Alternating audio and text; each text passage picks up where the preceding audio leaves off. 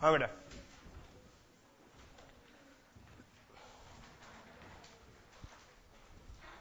Last lecture में हम लोग रिफ्रैक्टिव इंडेक्स को डिस्कस कर चुके हैं, रिफ्रैक्शन में स्नेल्स लॉ को डिस्कस कर चुके हैं।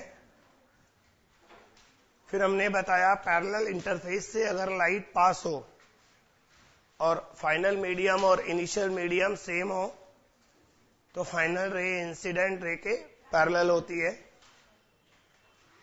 फिर इमेज फॉर्मेशन बताया कि अगर हम एयर से पानी में देखें तो इमेज पास, ऑब्जेक्ट पास नजर आता है, वो उसकी वर्चुअल इमेज होती है। इसे ही हम अपरेंट डेप्थ भी कहते हैं। डिस्टेंस ऑफ इमेज निकलता है v is equal to μ2 by μ1 into u। इसी से हमने अपरेंट डेप्थ का फॉर्मूला निकाला d by mu. Mu water का या लिक्विड का रिफ्रैक्टिव इंडेक्स है। लेकिन अगर हम उल्टा करें, अगर हम पानी में चले जाएं और एयर में देखें तो हमें ऑब्जेक्ट दूर नजर आते हैं क्योंकि वहां पर वो म्यू से मल्टीप्लाई हो जाएंगे। अगर एक्चुअल हाइट h हो तो हमें ऑब्जेक्ट कहां पर दिखाई देंगे, म्यू इंटू एच। यहां तक हम लोगों ने डिस्कस किया। अब इसे कंटिन्यू करेंगे हम। बच्चों, अगर हम किसी कंटेनर में 2-3 या उससे भी ज्यादा लिक्विड भर दें, इम्मिसिबल, फिलहाल मैं 2 ही ले लेता हूं।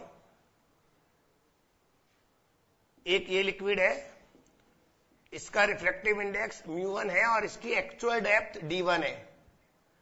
ये दूसरा लिक्विड है, इसका रिफ्रैक्टिव इंडेक्स μ2 है और इसकी एक्चुअल डेप्थ d2 है।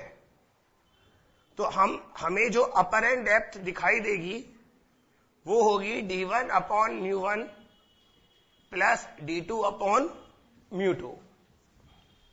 बच्चों, ये ऐसे ही नहीं आता, इसे पूरा सॉल्व करना पड़ता है।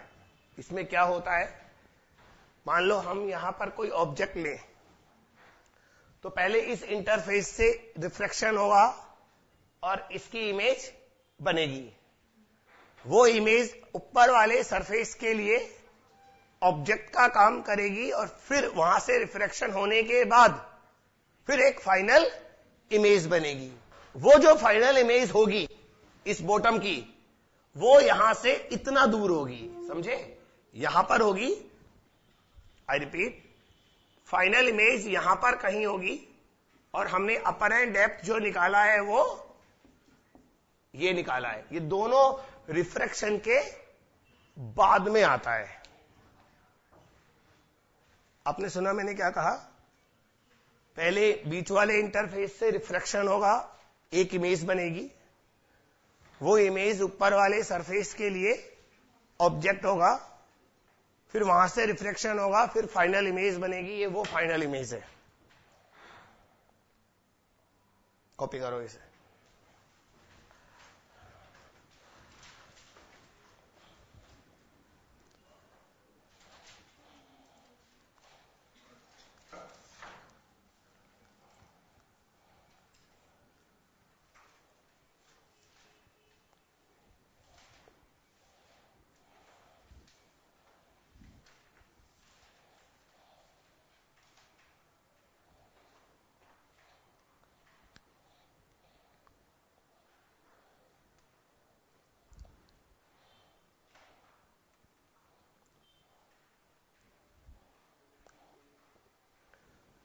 अपरेंट डेप्थ पर क्वेश्चन कराता हूं अब आपको मैं। बच्चों, एक कंटेनर है, उसकी टोटल हाइट 21 सेंटीमीटर है।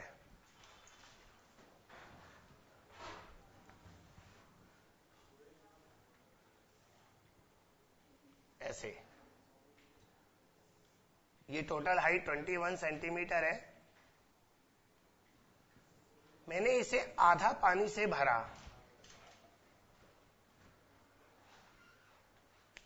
तो मुझे कंटेनर की हाइट टोटल कितनी दिखाई देगी ये बताइए।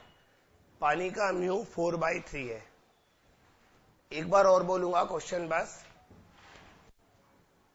एक कंटेनर की एक्चुअल हाइट 21 सेंटीमीटर है और इसे आधा पानी से भरा है। पानी का म्यू 4/3 होता है, आधा मतलब ये 21/2 है। ऊपर से देखने पर मुझे ये कंटेनर टोटल कितनी हाइट का दिखाई देगा, है ना। 21 तो बाहर से देखने पर लगेगा, ऊपर से देखूंगा तो मुझे इस कंटेनर की हाइट कितनी नजर आएगी, ये बताइए।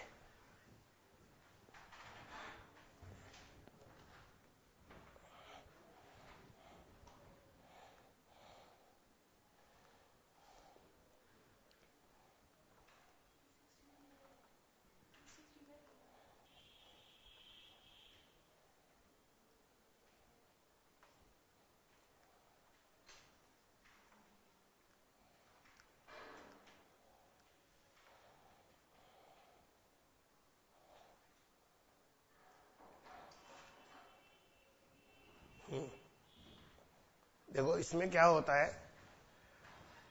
बच्चों, 21/2 भरा है, 21/2 खाली है।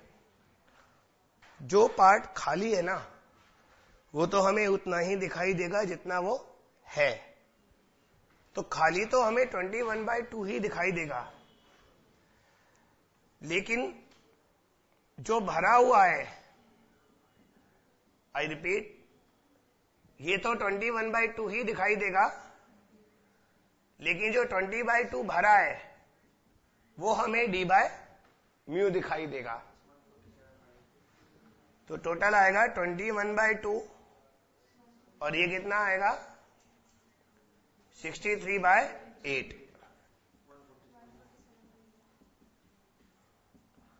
147/8 सेंटीमीटर।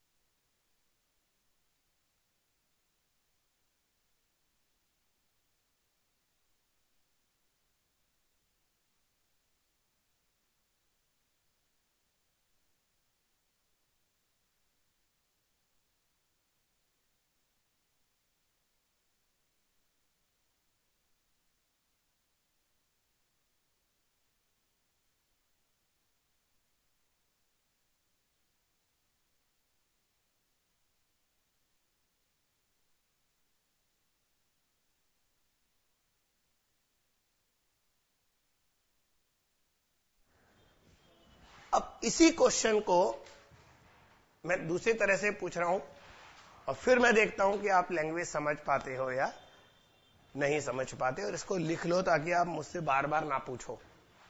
देखो, total height of an empty container is 21 centimetre.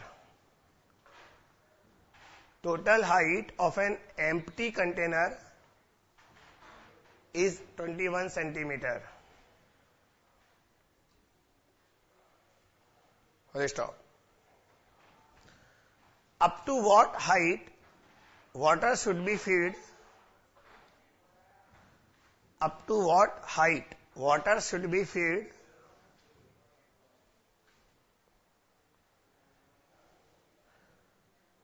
so that container appear half filled? So that container appear half filled. Mu 4/3 है पानी का।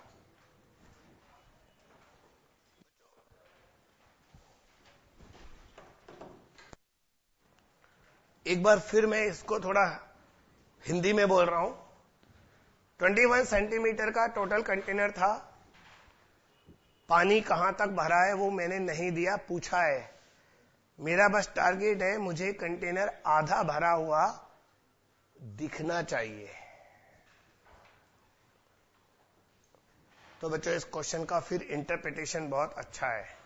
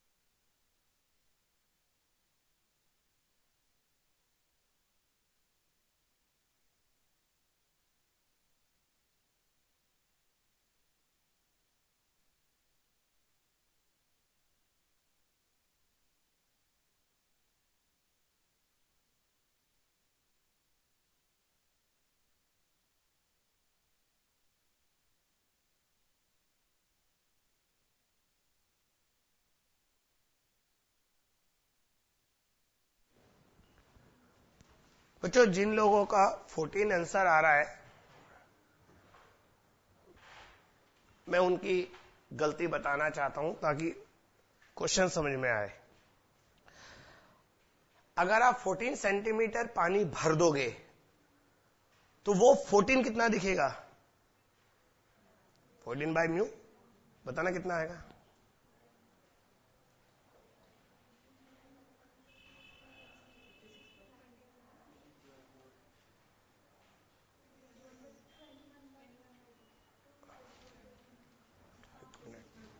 Fourteen by mu 10.5।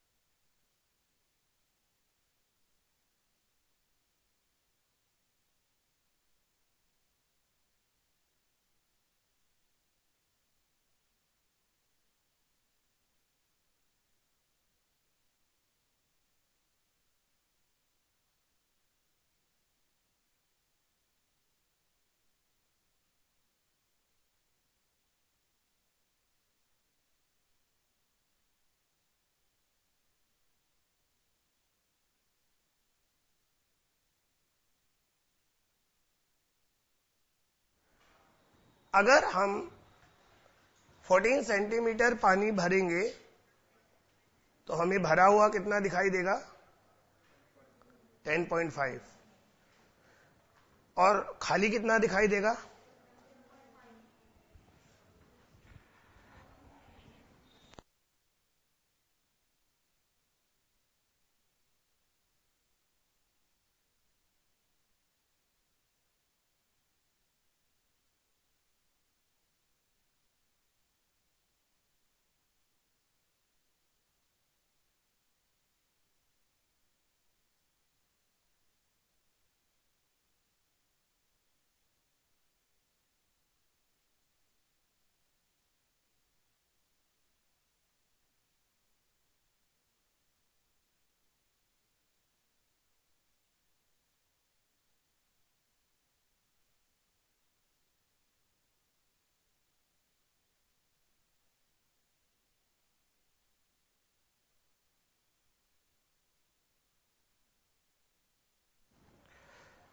तो बेटा अगर हम 14 पानी भर देंगे तो 7 खाली दिखाई देगा और 10.5 भरा हुआ।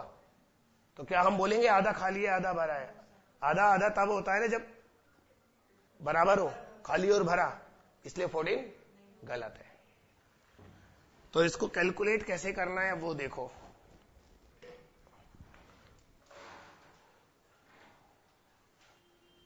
मुझे पता नहीं मैंने पानी कितना भरा, मैं x मान लेता हूं, तो खाली होगा 21 माइनस एक्स।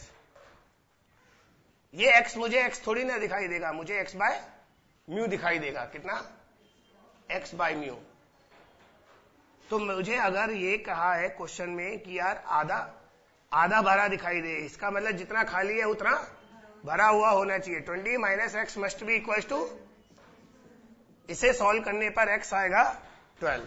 तो इस क्वेश्चन का आंसर है 12 centimetre, not 14 centimetre.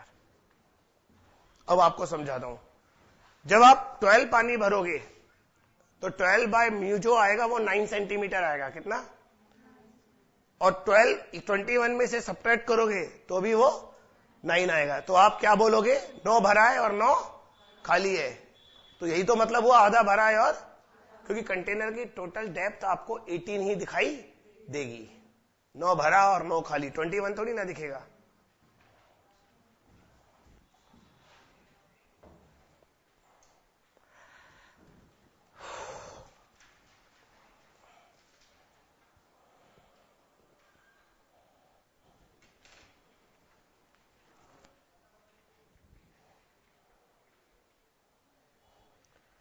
Next question, एक बर्ड है और एक फिश है। मुझे नहीं पता बर्ड का पानी के सरफेस से डिस्टेंस कितना है और फिश का कितना है। मुझे बस इतना पता है, जब बर्ड ने फिश को देखा तो बर्ड को फिश अपने से D1 डिस्टेंस पर दिखाई दी। ये कौन सा डिस्टेंस है? बर्ड से फिश का टोटल जो दिखाई दिया, एक्चुअल नहीं है। सिमिलरली जब फिश ने बर्ड को देखा तो उसे बर्ड अपने से D2 डिस्टेंस पर दिखाई दिया। बर्ड को फिश D1 डिस्टेंस पर दिख रहा है और फिश को बर्ड D2 डिस्टेंस पर दिख रहा है। तो बच्चों D1 और D2 की टर्म्स में हमें पानी का म्यू बताना है, कितना होगा। Calculate refractive index of water.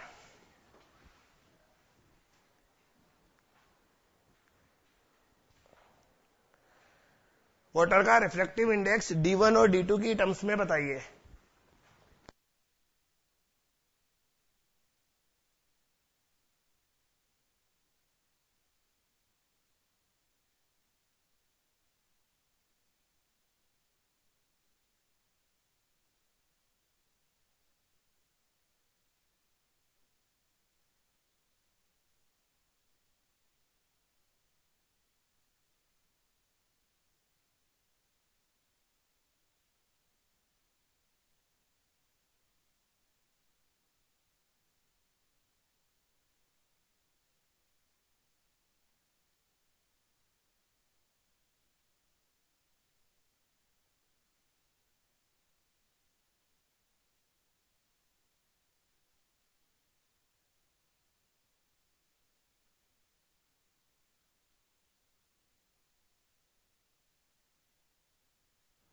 देखो,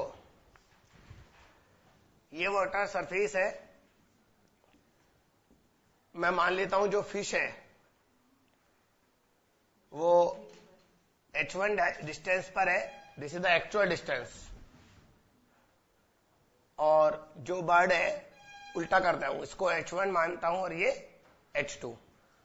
बर्ड वाटर सरफेस से एक्चुअल में H1 डिस्टेंस पर है और फिश वाटर सरफेस से एक्चुअल में H2। अब देखना, बर्ड जब फिश को देखेगा तो बर्ड को H1 तो H1 दिखेगा, लेकिन H2 H2 बाय म्यू दिखेगा और total distance is given D1।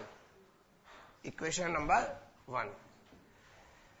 जब फिश बर्ड को देखेगा तो फिश को H2 तो H2 दिखेगा, लेकिन H1 दिखेगा mu H1 and total is D2। बच्चों अगर इक्वेशन 1 को म्यू से मल्टीप्लाई कर दूं तो वो इक्वेशन 2 के इक्वल हो रहा है। इसको म्यू से मल्टीप्लाई करो, mu H1 plus H2 is mu D1। तो म्यू D1 इधर आएगा, mu H1 plus H2 is equal to, तो म्यू आएगा D2 अपॉन D1।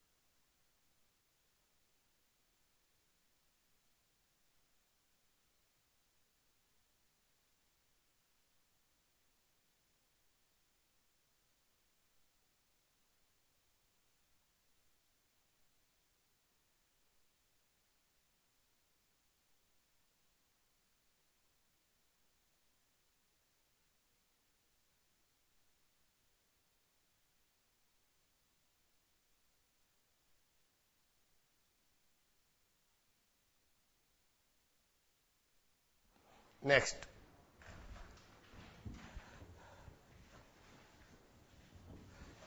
बच्चों एक बहुत सिंपल सा क्वेश्चन है। एक ग्लास स्लैब है,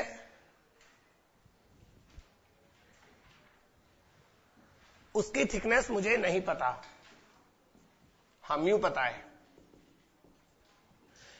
यहां पर एक ऑब्जेक्ट है, मतलब ग्लास स्लैब के अंदर कोई डस्ट पार्टिकल है,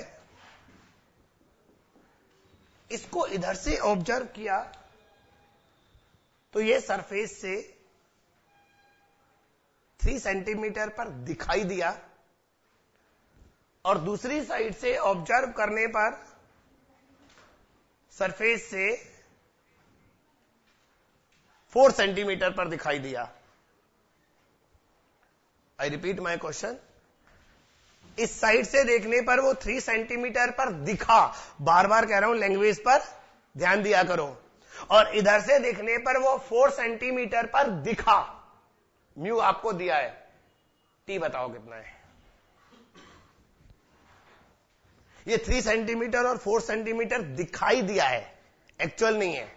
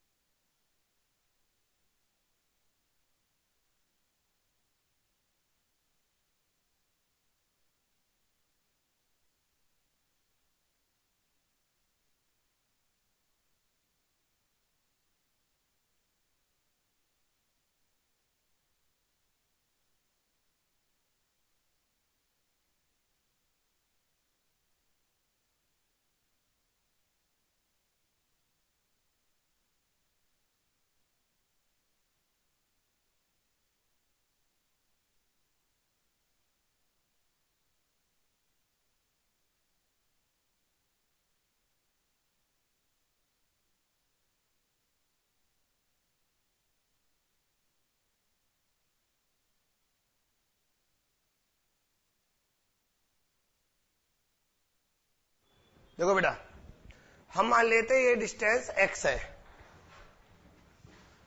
ये वाला डिस्टेंस अगर x है तो ये वाला t माइनस एक्स होगा, तो हमें x बाई म्यू दिखाई देगा विच इज 3 सेंटीमीटर, इक्वेशन 1। और t माइनस एक्स हमें t minus x by mu दिखाई देगा, वो कितना है 4। दोनों को ऐड कर दो, x बाई म्यू कैंसिल हो रहा है, दोनों को अगर मैं ऐड कर दूं तो t by mu is equal to 7 आएगा, और t आएगा म्यू इंटू 7, कितना आएगा 10.5। This is answer. मैंने पहले कहा था ये बहुत ज्यादा सिंपल क्वेश्चन था। अब नेक्स्ट बच्चों, एक कंटेनर है h हाइट का, इसके अंदर एक विचित्र लिक्विड भरा हुआ है, बिल्कुल अलग थलग। ये लिक्विड कैसा है, इसका रिफ्रैक्टिव इंडेक्स ऊपर से नीचे आने पर बढ़ रहा है,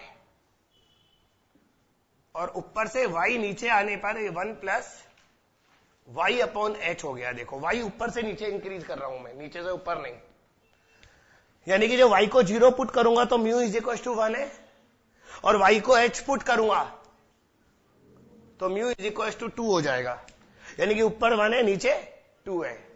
तो बॉटम की अपर, मतलब बॉटम हमें कहां दिखाई देगा, अपर एंड डेप्थ पूरे कंटेनर की बतानी है आपको, कंटेनर की अपर एंड डेप्थ बतानी है।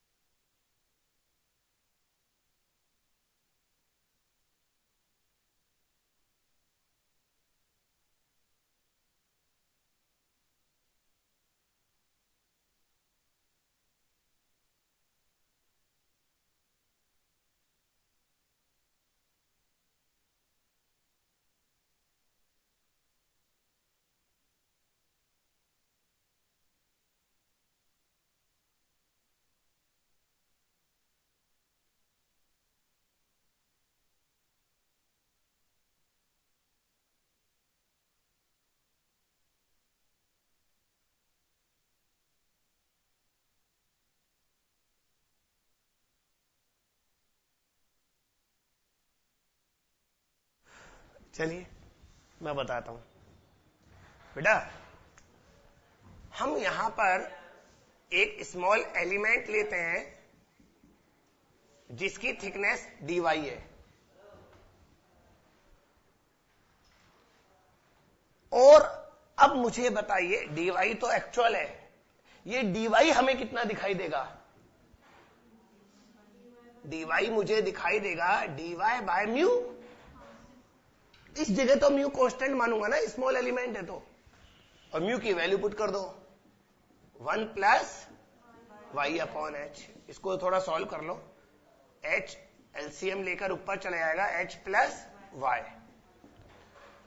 This is the apparent depth of this small element, और टोटल अपरेंट डेप्थ अगर लेना है तो इसे इंटीग्रेट कर दो 0 से h। डू यू नो इसका इंटीग्रेशन क्या आएगा? ln h plus y, correct, 0 से h। एक बार अपर लिमिट पुट करेंगे h प्लस h 2h आएगा, लोअर लिमिट पुट करेंगे h आएगा, फाइनली ln 2 बचेगा। ये आंसर है।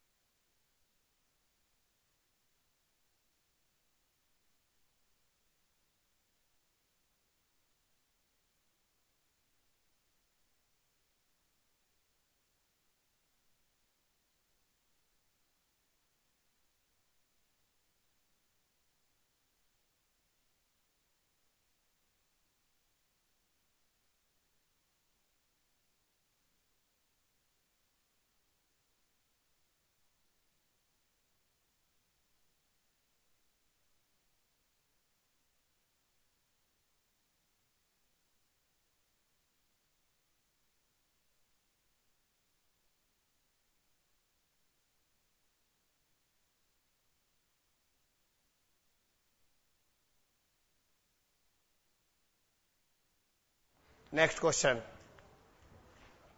बहुत अच्छा क्वेश्चन है ये बच्चों। एक इस तरह का कंटेनर है अपने पास,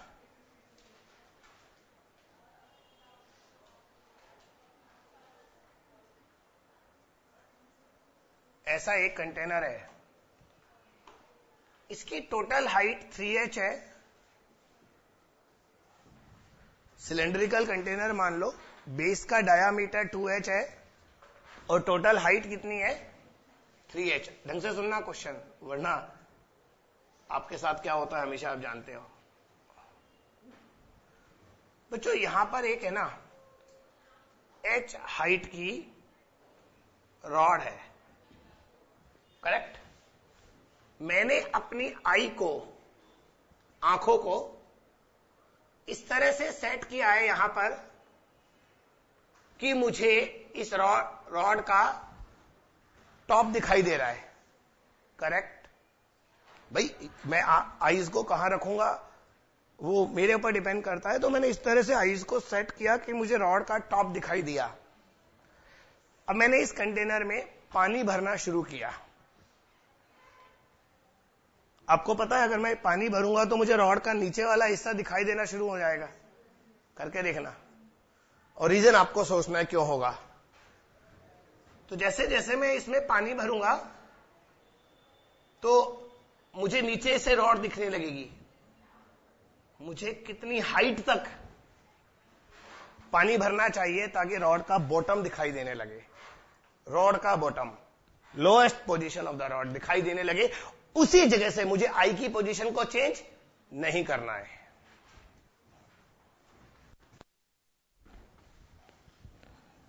समझे?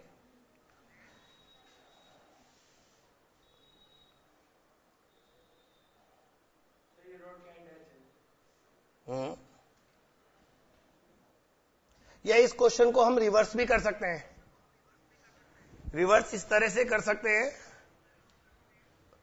अभी मैंने जो क्वेश्चन दिया उसकी कैलकुलेशन थोड़ी लेंदी हो जाएगी, कि हम लोग पानी को 2h हाइट तक भरते हैं और म्यू कैलकुलेट करते हैं, कंडीशन सेम है। समझे?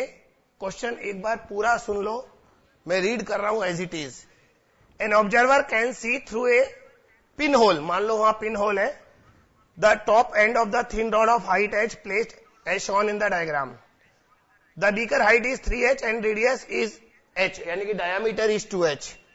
When the beaker is filled up to height 2h, he can see the lower end of the rod. Calculate refractive index of the liquid.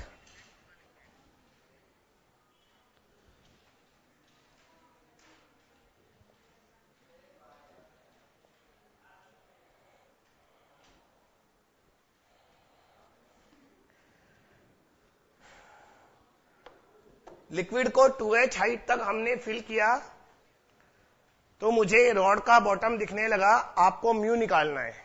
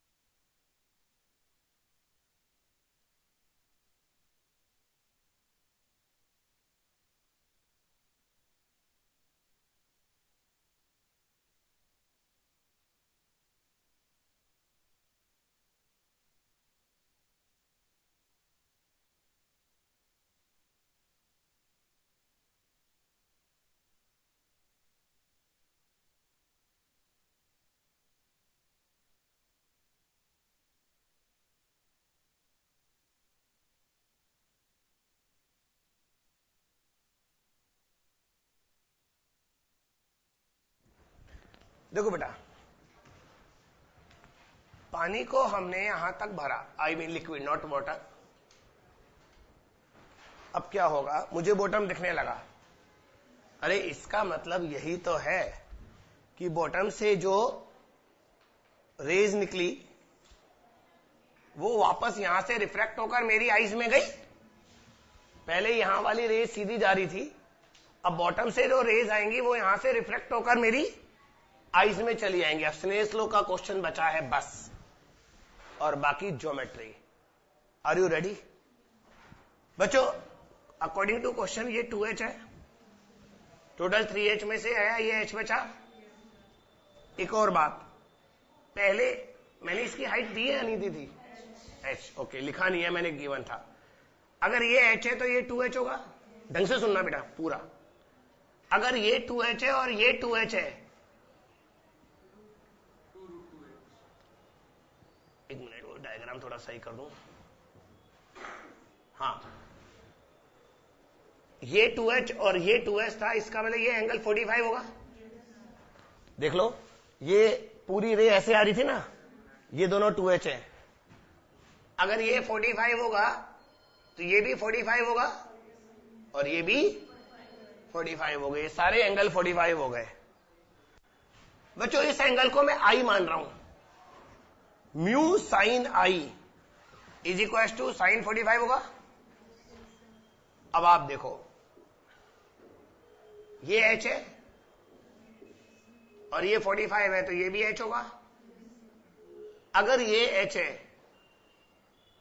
तो ये भी h होगा, ये भी h होगा और ये 2h है, इससे ये हाइपोटेनियस निकल जाएगा। ये h और ये 2h, तो ये √5h, तो साइन आई कितना हो गया? परपेंडिकुलर अपॉन हाइपोटेनियस 1/√5, साइन 45 1/√2, तो म्यू कितना आ गया? √5/2। रिमेंबर चैप्टर का नाम है geometrical optics.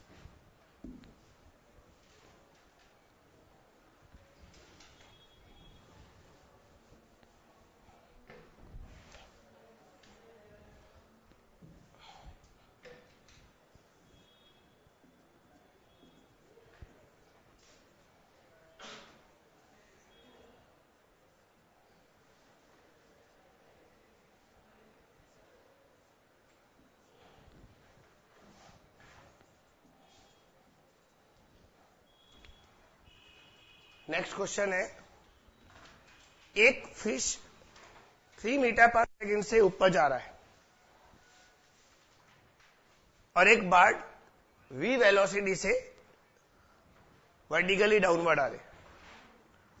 Fish observe velocity of bird is 9 metre पर second. Are you listening? Fish observe velocity of bird is 9 meter per second. Correct? Calculate actual velocity of bird. V निकालना है आपको।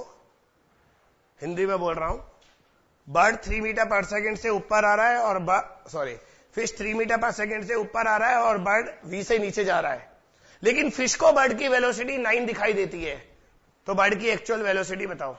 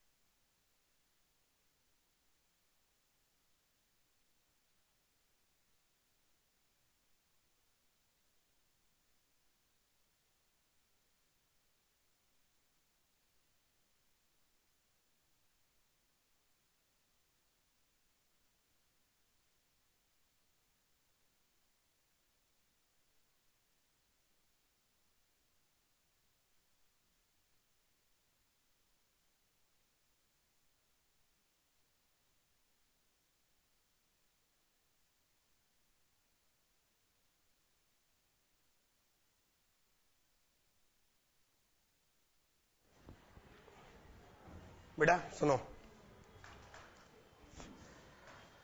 Fish अगर rest में होती तो उसे bird की वेलोसिटी v नहीं म्यू इंटू वी दिखाई देती।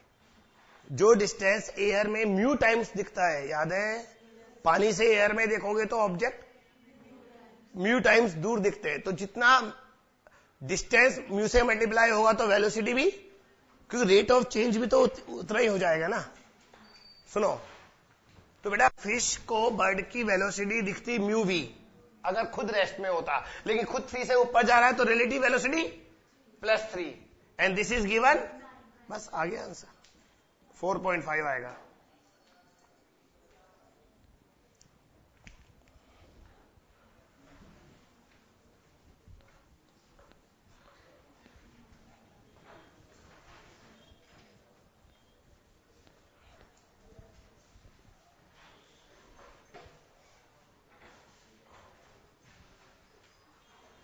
ओके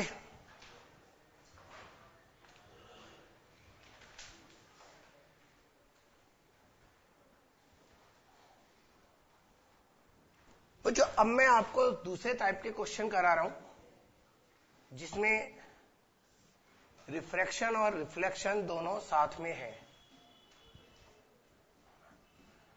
एक ग्लास स्लैब है,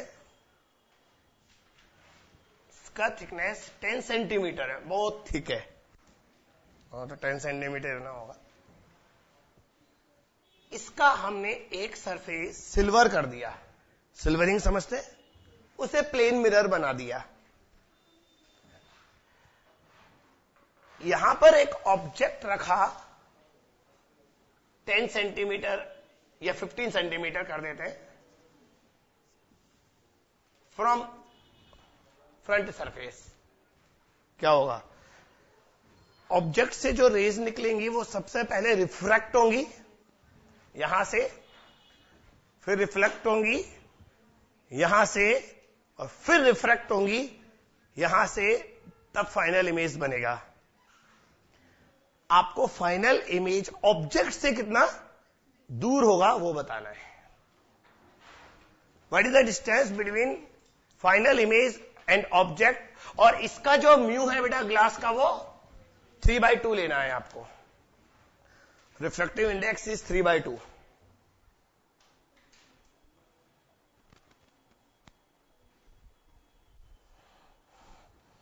थोड़ा सा हिंट दे रहा हूं कैसे करना है।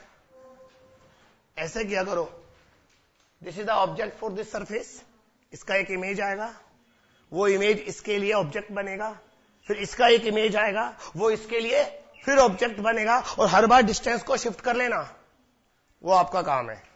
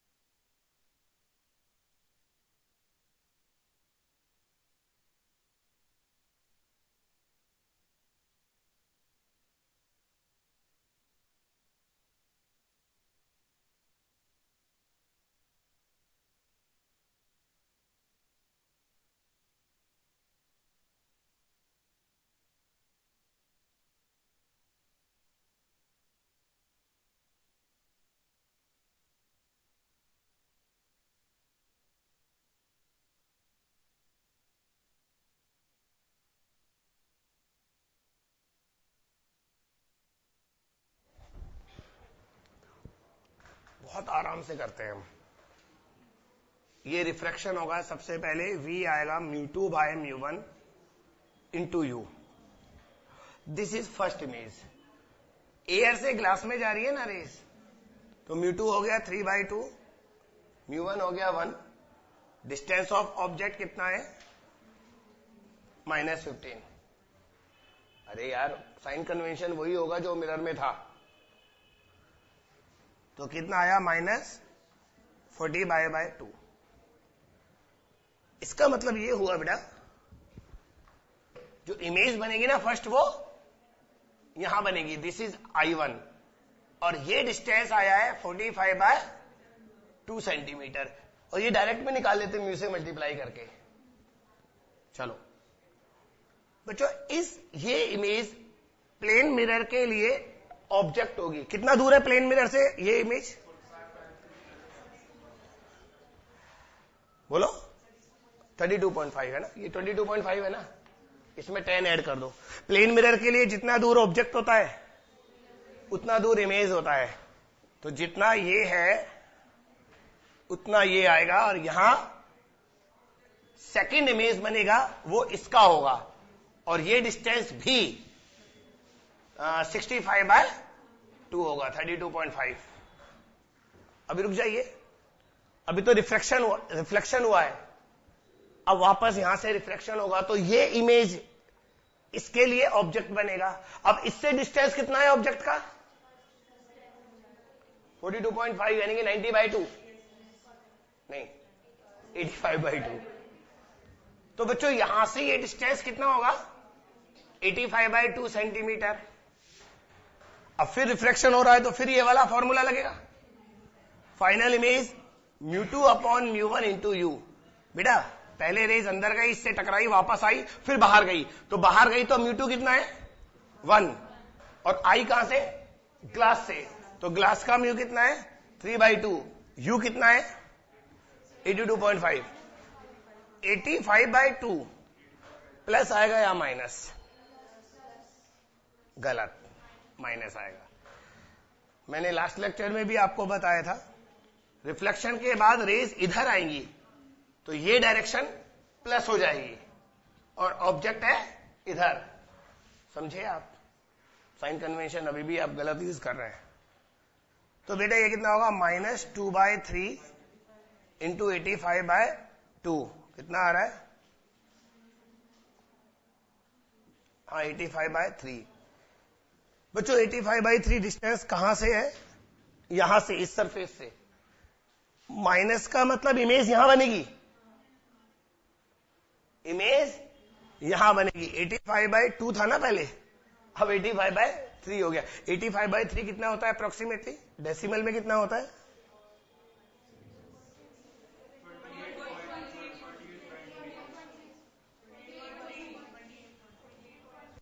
तो 28 लगभग यहां आएगा, है ना?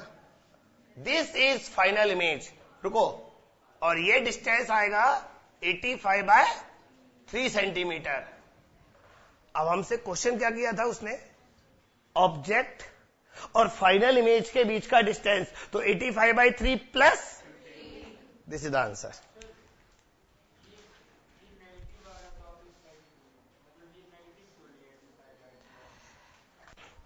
आप एक बार फिर साइन कन्वेंशन सुन लीजिए। ये फॉर्मूला मैंने इस सरफेस के लिए लगाया है। रेज कहां से आ रही है? बाहर से अंदर या अंदर से बाहर? अंदर से बाहर, यानी कि रेज इधर आ रही है, ये इंसिडेंट हुआ तो इधर वाली डायमेंशन प्लस होगी और इधर वाली माइनस। ऑब्जेक्ट इधर है या उधर है? इधर है, माइनस आएगा।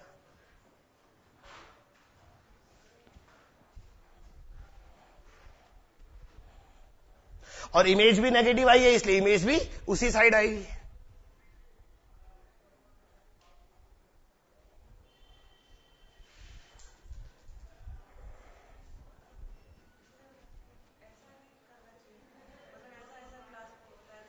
मुझे पता।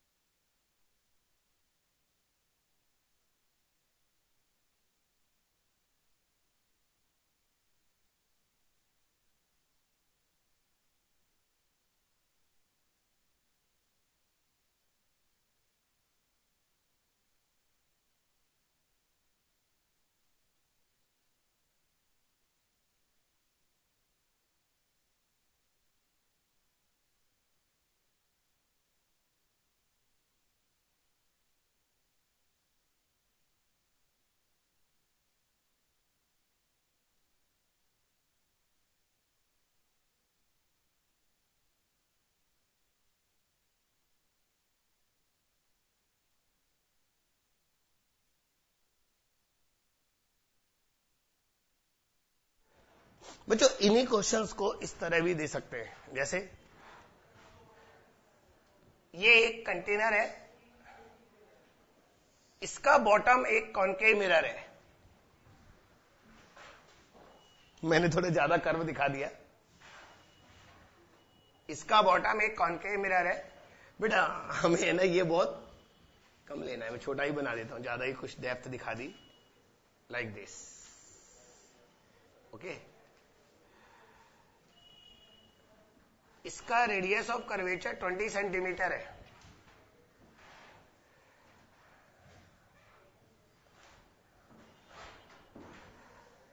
पानी भरा,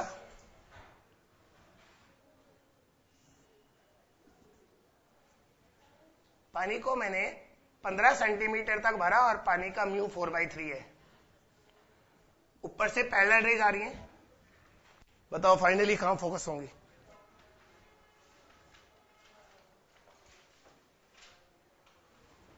एक मिनट बेटा, रेडियस ऑफ कर्वेचर की जगह फोकल लेंथ 20 सेंटीमीटर कर दो। तो छोटा सा चेंज किया है, ध्यान रखना। Focal length is 20 centimetre.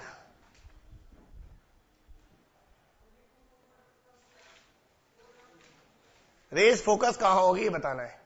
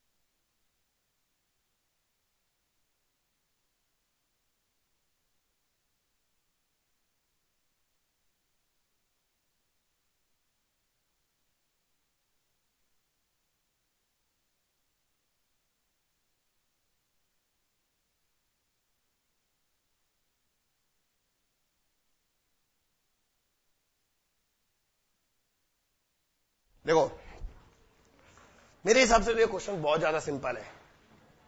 आप इन चीजों को समझो कैसे करोगे। रेज बेटा पैरेलल आ रही है ना, तो यहां से रिफ्रैक्शन तो होगा ही नहीं सबसे पहले। अरे नॉर्मल इंसिडेंस है, सीधे निकल जाएगी। इसका मतलब मिरर के लिए भी पैरेलल रेज है, तो मिरर इन्हें अपने फोकस पर, फोकल पॉइंट पर फोकस करेगा।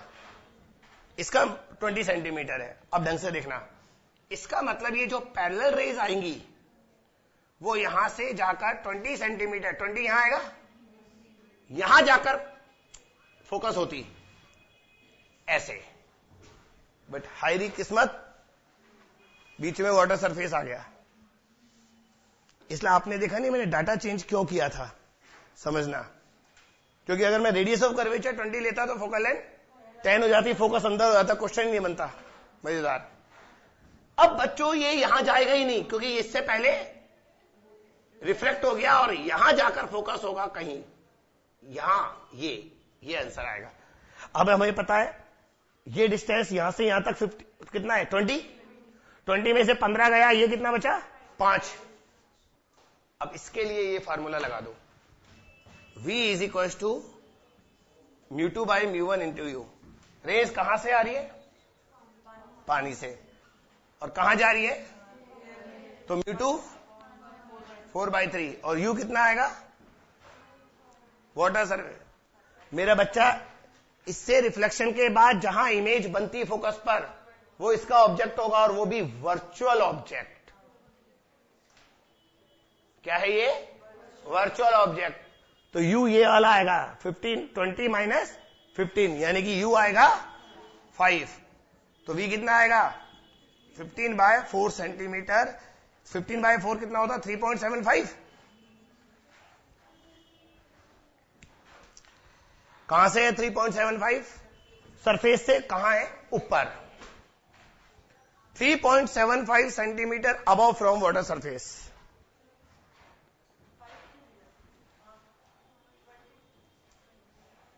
रिफ्रैक्शन कहां से करा रहे हो?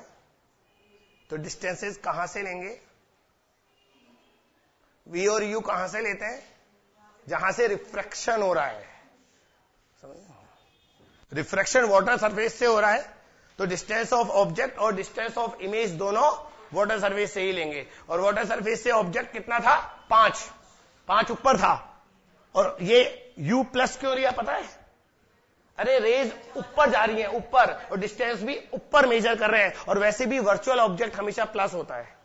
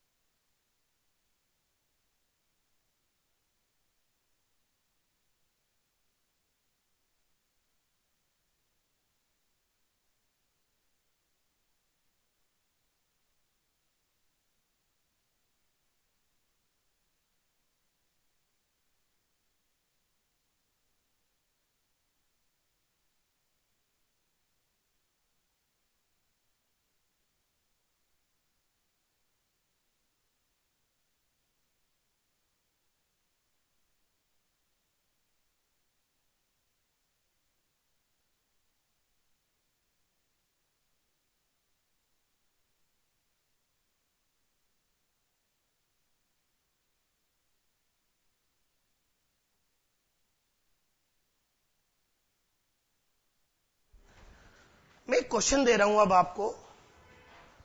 वो क्वेश्चन इस पूरी थ्योरी पर बेस्ड नहीं है। सिंपल स्नेल्स लॉ और ज्योमेट्री, बस उससे हो जाएगा ये क्वेश्चन। बच्चों, एक स्फीयर है,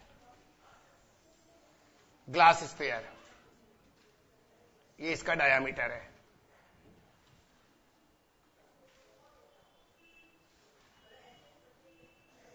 ओके बच्चों, एक रे आई, ये एंगल 60 डिग्री है,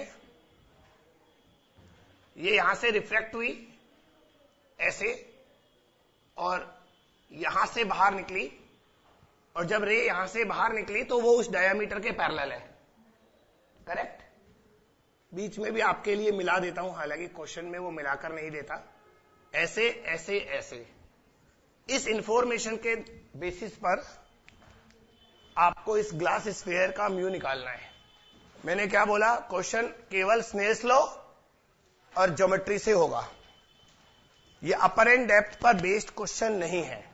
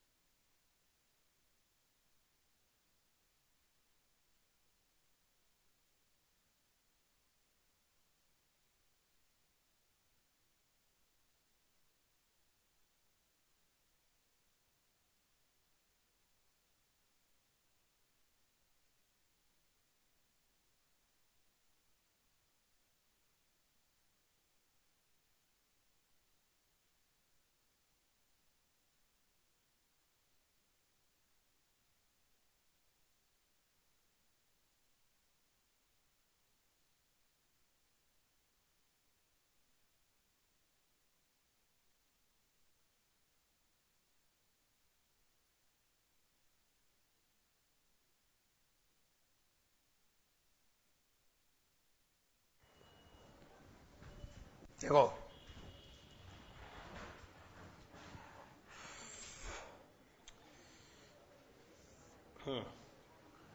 ये सेंटर है स्फीयर का, बेटा ये नॉर्मल होगा श्योर, सेंटर से सरफेस को मिला दे तो वो नॉर्मल होता है।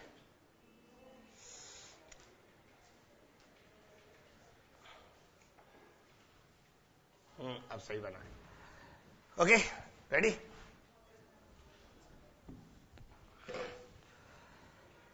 ये एंगल है आर,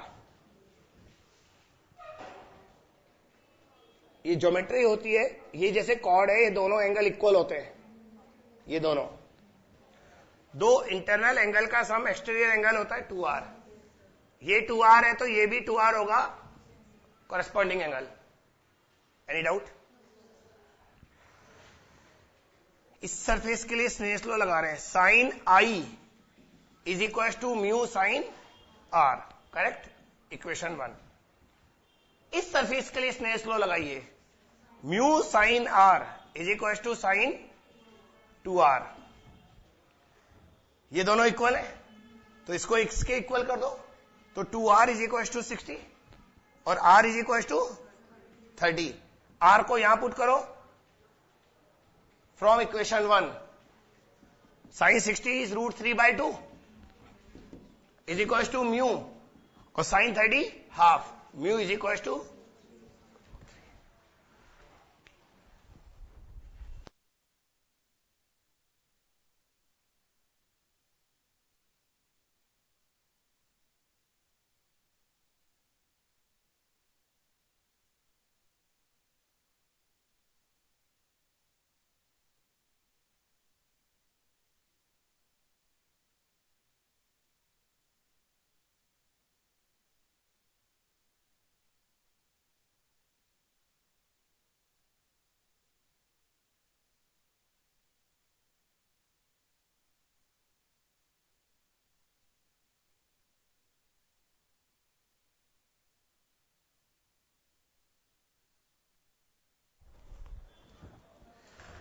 बहुत छोटा सा टॉपिक है, लिखो apparent shift due to glass slab.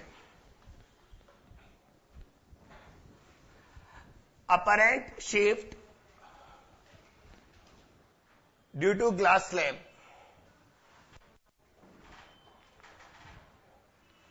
एक बार आप इसे देख लें, है ना, फिर कॉपी करें। बच्चों एक ग्लास स्लैब है जिसका रिफ्रैक्टिव इंडेक्स म्यू है। यहां कोई ऑब्जेक्ट है, ऑब्जेक्ट से जो रेज आएंगी सबसे पहले रिफ्रैक्ट होंगी, थोड़ा सा नॉर्मल के पास आएंगी, हल्का सा, ये बहुत मामूली सा मैंने इसको बेंड किया है तो हमें लगेगा ये यहां से आ रही है। This is first image. उसके बाद इसको थोड़ा ज्यादा ही बेंड दिखाना पड़ेगा वरना डायग्राम अच्छा नहीं बनेगा, मजा नहीं आया। दोबारा बना रहा हूं डायग्राम।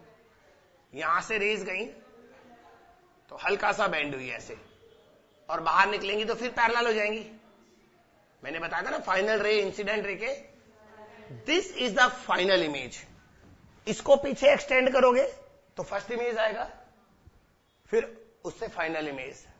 तो बेटा इसको पीछे एक्सटेंड अगर मैं करूंगा ना, बहुत पीछे जाने वाला है ना, ये है बहुत पीछे जाने वाला है यहां। This is first image. वो बैंड थोड़ा ज्यादा दिखा दिया ना मैंने। मुझे ऑब्जेक्ट यहां था फाइनल इमेज, मुझे सिर्फ ये शिफ्टिंग निकालनी है और इसका आंसर आता है, ये एक्स की वैल्यू आती है टी।